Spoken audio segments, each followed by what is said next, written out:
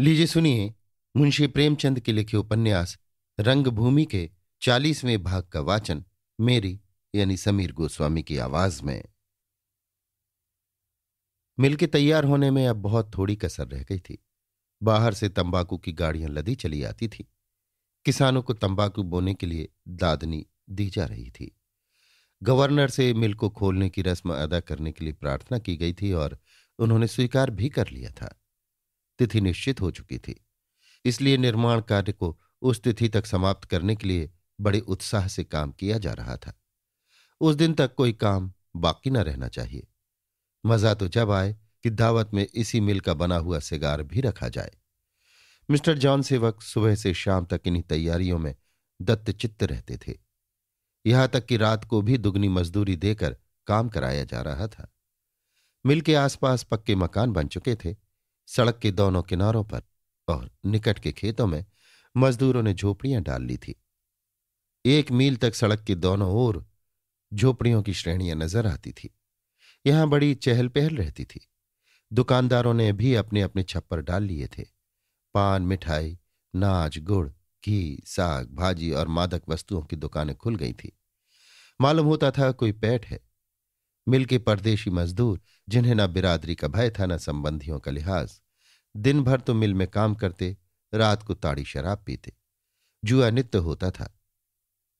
ऐसे स्थानों पर कुलटाएं भी आ पहुंचती हैं। यहां भी एक छोटा मोटा चकला आबाद हो गया था। पाणीपुर का पुराना बाजार सर्द होता जाता था। मिठुआ, घीसू, विद्याधर तीनों अक्सर इधर सैर करने आते और जुआ खेलते। घीसू तो दूध बेचने के बहाने आता, विद्याधर नौकरी खोजने के बहाने और मिठुआ केवल उन दोनों का साथ देने आया करता था। 10-11 बजे रात तक वहां बड़ी बहार रहती थी। कोई चाट खा रहा है, कोई तंबोली की दुकान के सामने खड़ा है, कोई वेश्याओं से विनोद कर रहा है। अश्लील हास, परिहास, लज्जास्पद नेत्र कटाक्ष और कुवासनापूर्ण हाव भाव का अविरल प्रवाह होता रहता था। पाणीपुर में ये दिलचस्पियां कहाँ। लड़कों की हिम्मत न पड़ती थी कि ताड़ी की दुकान के सामने खड़े हों। कहीं घर का कोई आदमी देख न ले। युवकों की मजाल न थी कि किसी स्त्री को छेड़े। कहीं मेरे घर जाकर कह न दे। सभी एक दूसरे से संबंध रखते थे। यहां वे रुकावटें कहाँ। प्रत्येक प्राणी स्वच्छंद था। उसे न किसी का भय था न संकोच। कोई किसी पर हंसने वाला न था। तीनों ही युवकों को मना किया जाता था, वहां न जाया करो, जाओ भी तो अपना काम करके चले आया करो। किंतु जवानी दीवानी होती है, कौन किसी की सुनता था। सबसे बुरी दशा बजरंगी की थी। घीसू नित्य रुपए 8 आने उड़ा लिया करता। पूछने पर बिगड़ कर कहता, क्या मैं चोर हूं? एक दिन बजरंगी ने सूरदास से कहा, सूरे, लड़के बर्बाद हुए जाते हैं, जब देखो चकले ही में डटे रहते हैं। घिसुआ में चोरी की बान कभी न थी। अब ऐसा हथ लपका हो गया है कि 100 जतन से पैसे रख दो, खोज कर निकाल लेता है। जगधर सूरदास के पास बैठा हुआ था। ये बातें सुनकर बोला, मेरी भी वही दशा है भाई। विद्याधर को कितना पढ़ाया लिखाया, मिडिल तक खींच खांच कर ले गया। आप भूखा रहता था, घर के लोग कपड़ों को तरसते थे, पर उसके लिए किसी बात की कमी न थी। आशा थी 4 पैसे कमाएगा, मेरा बुढ़ापा कट जाएगा, घर बार संभालेगा, बिरादरी में मर्जाद बढ़ाएगा। सो अब रोज वहां जाकर जुआ खेलता है। मुझसे बहाना करता है कि वहां एक बाबू के पास काम सीखने जाता हूं। सुनता हूं किसी औरत से उसकी आसनाई हो गई है। अभी पुतली घर के कई मजूर उसे खोजते हुए मेरे घर आए थे। उसे पा जाएं तो मारपीट करें। वे भी उसी औरत की आसना है। मैंने हाथ पैर पकड़कर उनको विदा किया। ये कारखाना क्या खुला, हमारी तबाही आ गई। फायदा जरूर है, 4 पैसे की आमदनी है। पहले एक ही खोंचा न बिकता था, अब 3-3 बिक जाते हैं। लेकिन ऐसा सोना किस काम का जिससे कान फटे। बजरंगी, अजी जुआ ही खेलता तब तक गनीमत थी। हमारा घीसू तो आवारा हो गया।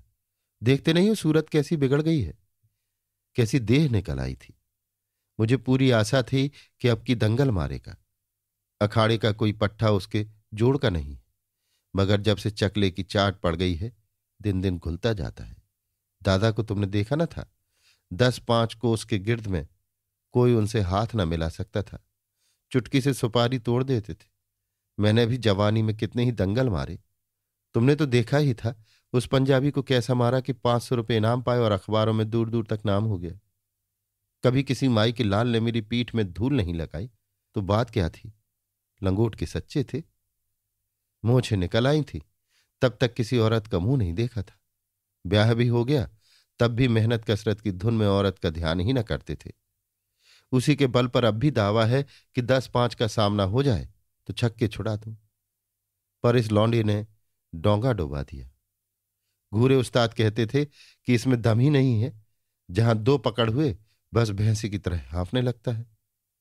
सूरदास, मैं अंधा आदमी लौंडों की कौतुक क्या जानूं, पर सुभागी कहती है कि मिठुआ के ढंग अच्छे नहीं हैं। जब से स्टेशन पर कुली हो गया है, रुपए 8 आने रोज कमाता है। मुदा कसम ले लो जो घर पर एक पैसा भी देता हो। भोजन मेरे सिर करता है, जो कुछ पाता है नशे पानी में उड़ा देता है। जगधर, तुम भी तो झूठ मूठ लाज ढो रहे हो। निकाल क्यों नहीं देते घर से? अपने सिर पड़ेगी तो आटे दाल का भाव मालूम होगा। अपना लड़का हो तो एक बात है, भाई भतीजे किसके होते हैं? सूरदास, पाला तो लड़के ही की तरह है, दिल नहीं मानता। जगधर, अपना बनाने से थोड़े ही अपना हो जाएगा। ठाकुर दीन भी आ गया था। जगधर की बात सुनकर बोला, भगवान ने क्या तुम्हारे कर्म में कांटे ही बोना लिखा है? किसी का भी भला नहीं देख सकते? सूरदास, उसके मन में जो आए करे, पर मेरे हाथों तो ये नहीं हो सकता कि मैं आप खाकर सोऊं और उसकी बात न पूछूं। ठाकुर दीन, कोई बात कहने से पहले सोच लेना चाहिए कि सुनने वाले को अच्छी लगेगी या बुरी। जिस लड़के को बालपन से पाला और इस तरह पाला कि कोई अपने बेटे को भी ना पालता होगा, उसे अब छोड़ दे। जमनी, अब के कलयुगी लड़के जो कुछ ना करें थोड़ा है। अभी दूध के दांत नहीं टूटे। सुभागी ने घीसू को गोद खिलाया है, सो आज वो उसी से दिल लगी करता है। छोटे बड़े का लिहाज उठ गया। वो तो कहो सुभागी की काठी अच्छी है, नहीं बाल बच्चे हुए होते तो घीसू से जेठे होते।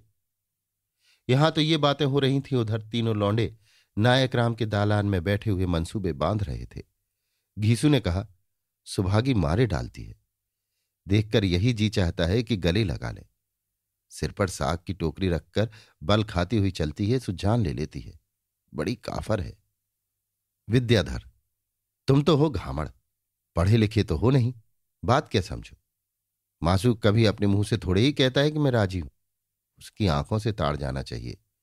जितनी ही बिगड़े उतनी ही दिल से राजी समझो। कुछ पढ़े होते तो जानते कि औरतें कैसे नखरे करती हैं। मिठुआ, पहली सुभागी मुझसे भी इसी तरह बिगड़ती थी, किसी तरह हत्थे ही न चढ़े, बात तक न सुने। पर मैंने हिम्मत करके एक दिन कलाई पकड़ ली और बोला, अब न छोड़ूंगा, चाहे मार ही डाल। मरना तो एक दिन है ही, तेरे ही हाथों मरूंगा। यूं भी तो मर रहा हूं, तेरे हाथों मरूंगा तो सीधे सड़क जाऊंगा। पहले तो बिगड़कर गालियां देने लगी, फिर कहने लगी, छोड़ दो, कोई देख ले तो गजब हो जाए, मैं तेरी बुआ लगती हूं। पर मैंने एक न सुनी, बस फिर क्या था, उसी दिन से आ गई चंगुल में। मिठुआ अपनी प्रेम विजय की कल्पित कथाएं गढ़ने में निपुण था। निरक्षर होने पर भी गप्पे मारने में उसने विद्याधर को मात कर दिया था। अपनी कल्पनाओं में कुछ ऐसा रंग भरता था कि मित्रों को उन गपोड़ों पर विश्वास आ जाता था। घीसू बोला, क्या करूं, मेरी तो हिम्मत ही नहीं पड़ती। डरता हूं कहीं शोर मचा दे तो आफत आ जाए। तुम्हारी हिम्मत कैसे पड़ गई थी? विद्याधर, तुम्हारा सिर जाहिल जपाट तो हो। मासूक अपनी आशिक को आजमाता है कि इसमें कुछ जीवट भी है कि यों ही छैला बना फिरता है। औरत उसी को प्यार करती है जो दिलावर हो, निडर हो, आग में कूद पड़े। घीसू, तुम तैयार हो? विद्याधर, हाँ आज ही। मिठुआ, मगर देख लेना, दादा द्वार पर नीम के नीचे सोते हैं। घीसू, इसका क्या डर, एक धक्का दूंगा, दूर जाके गिरेगा। तीनों मिसकॉट करते इस षड्यंत्र के दाव पेंच सोचते हुए कुली बाजार की तरफ चले गए। वहां तीनों ने शराब पी। 10-11 बजे रात तक बैठे गाना बजाना सुनते रहे।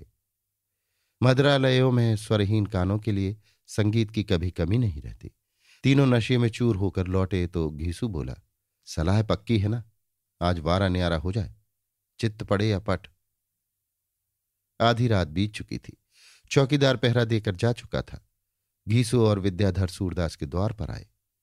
घीसू, तुम आगे चलो, मैं यहां खड़ा हूं। विद्याधर, नहीं तुम जाओ, तुम गंवार आदमी हो, कोई देख लेगा तो बात भी न बना सकोगे। नशे ने घीसू को आपे से बाहर कर रखा था। कुछ ये दिखाना भी मंजूर था कि तुम लोग मुझे जितना बोदा समझते हो उतना बोदा नहीं हूं।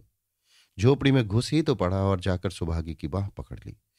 सुभागी चौंक कर उठ बैठी और जोर से बोली, कौन है? हट! घीसू, चुप चुप, मैं हूं। सुभागी, चोर चोर! सूरदास जागा, उठकर मड़ैया में जाना चाहता था कि किसी ने उसे पकड़ लिया। उसने डांट कर पूछा, कौन है?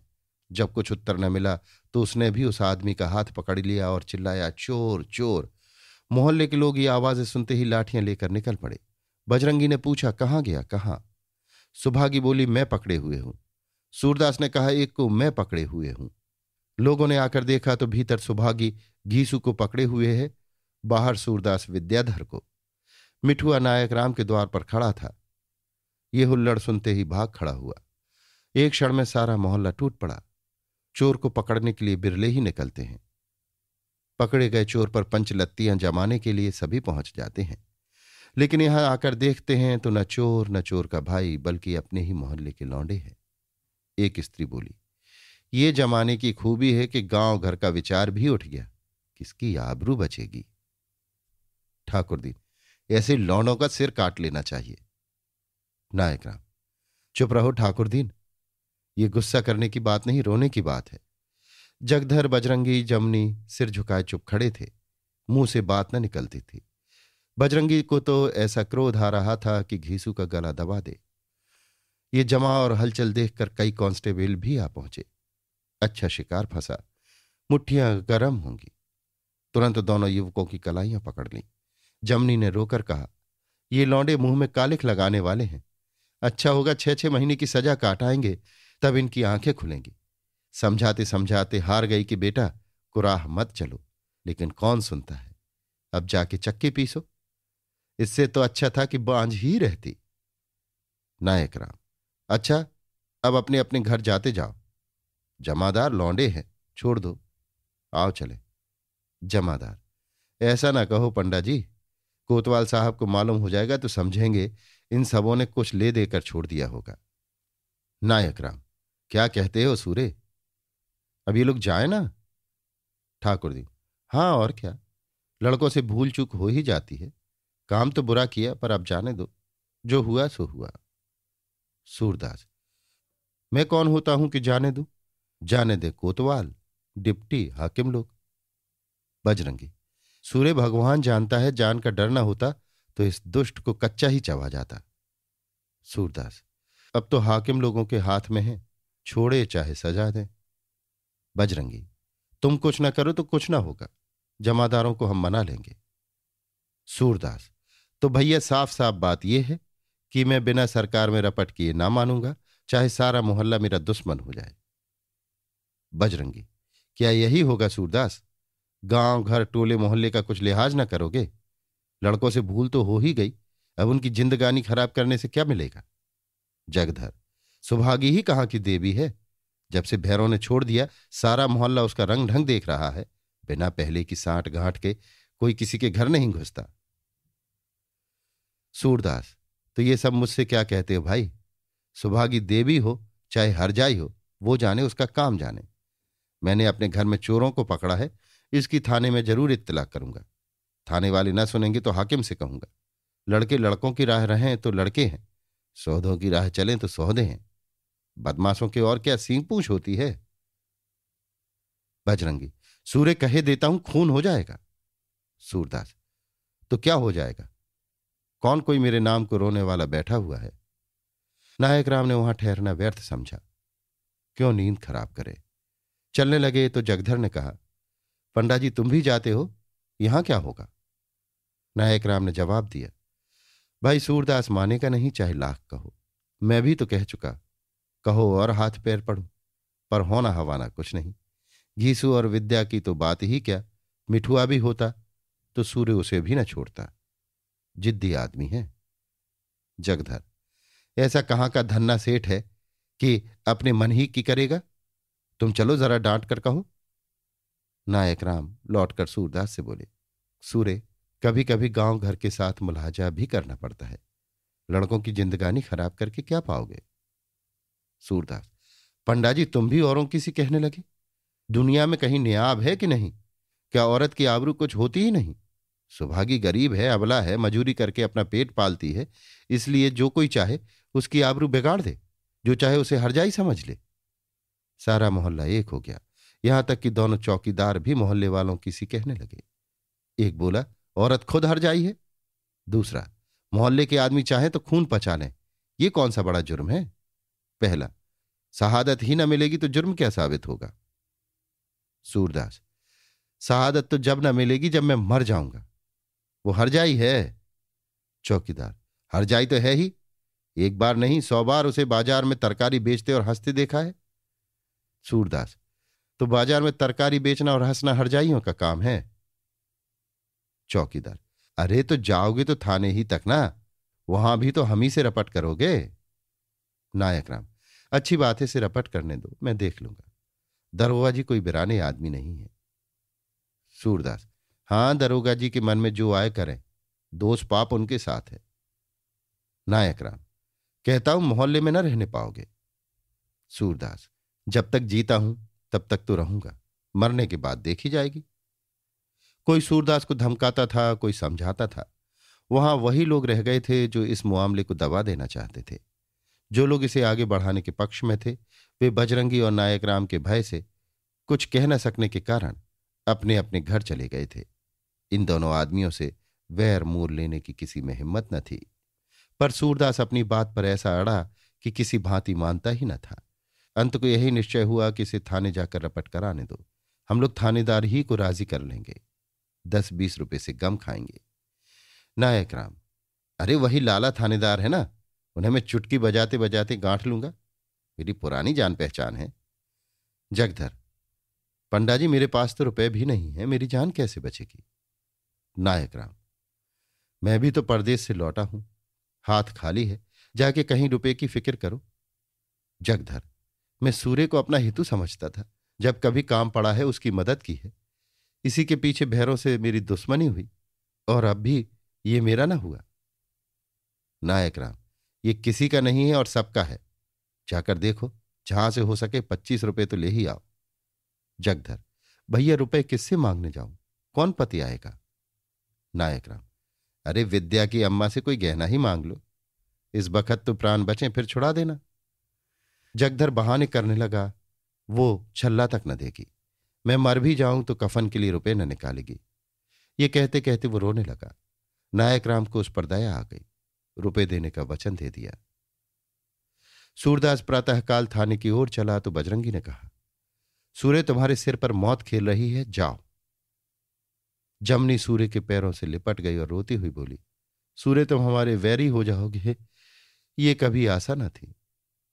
बजरंगी ने कहा, नीच है और क्या, हम इसको पालते ही चले आते हैं, भूखों कभी नहीं सोने दिया, बीमारी आरामी में कभी साथ नहीं छोड़ा, जब कभी दूध मांगने आया खाली हाथ नहीं जाने दिया, इस नेकी का ये बदला, सच कहा है अंधों में मुरव्वत नहीं होती, एक पासिन के पीछे। नायक राम पहले ही लपक कर थाने जा पहुंचे और थानेदार से सारा वृतांत सुनाकर कहा, 50 का डॉल है, कम ना ज्यादा, रपट ही ना लिखिए। दरोगा ने कहा, पंडा जी जब तुम बीच में पड़े हुए हो तो 150 की कोई बात नहीं, लेकिन अंधे को मालूम हो जाएगा कि रपट नहीं लिखी गई तो सीधा डिप्टी साहब के पास जा पहुंचेगा, फिर मेरी जान आफत में पड़ जाएगी। निहायत रूखा अफसर है, पुलिस का तो जानी दुश्मन ही समझो। अंधा यों मानने वाला आसामी नहीं है, जब इसने चतारी के राजा साहब को नाक और चने चबवा दिए तो दूसरों की कौन गिनती है। बस यही हो सकता है कि जब मैं तफ्तीश करने आऊं तो आप लोग किसी को शहादत न देने दें, अदम सबूत में मामला खारिज हो जाएगा। मैं इतना ही कर सकता हूं कि शहादत के लिए किसी को दबाऊंगा नहीं, गवाहों के बयान में भी कुछ काट छांट कर दूंगा। दूसरे दिन संध्या समय दरोगा जी तहकीकात करने आए। मोहल्ले के सब आदमी जमा हुए, मगर जिससे पूछो यही कहता, मुझे कुछ मालूम नहीं, मैं कुछ नहीं जानता, मैंने रात को किसी की चोर चोर आवाज नहीं सुनी, मैंने किसी को सूरदास के द्वार पर नहीं देखा, मैं तो घर में द्वार बंद किए पड़ा सोता था। यहां तक कि ठाकुर दीन ने भी साफ कहा, साहब मैं कुछ नहीं जानता। दरोगा ने सूरदास पर बिगड़ कर कहा, झूठी रपट करता है बदमाश। सूरदास, रपट झूठी नहीं है, सच्ची है। दरोगा, तेरे कहने से सच्ची मान लूं, कोई गवाह भी है? सूरदास ने मोहल्ले वालों को संबोधित करके कहा, यारो सच्ची बात कहने से मत डरो। मेल मुरव्वत इसे नहीं कहते कि किसी औरत की आबरू बिगाड़ दी जाए और लोग उस पर पर्दा डाल दें, किसी के घर में चोरी हो जाए और लोग छिपा लें। अगर यही हाल रहा तो समझ लो किसी की आबरू न बचेगी। भगवान ने सभी को बेटियां दी हैं, कुछ उनका ख्याल करो। औरतों की आबरू कोई हंसी खेल नहीं है, इसके पीछे सिर कट जाते हैं, लहू की नदी बह जाती है। मैं और किसी से नहीं पूछता। ठाकुर दीन, तुम्हें भगवान का भय है? पहले तुम ही आए थे, तुमने यहां क्या देखा? क्या मैं और सुभागी दोनों घीसू और विद्याधर का हाथ नहीं पकड़े हुए थे? देखो, मुंह देखी नहीं, साथ कोई न जाएगा। जो कुछ देखा हो सच कह दो। ठाकुर दीन धर्म भीरू प्राणी था, ये बातें सुनकर भयभीत हो गया। बोला, चोरी डाके की बात तो मैं कुछ नहीं जानता, यही पहले भी कह चुका, बात बदलनी नहीं आती। हां, जब मैं आया तो तुम और सुभागी दोनों लड़कों को पकड़े चिल्ला रहे थे। सूरदास, मैं उन दोनों को उनके घर से तो नहीं पकड़ लाया था।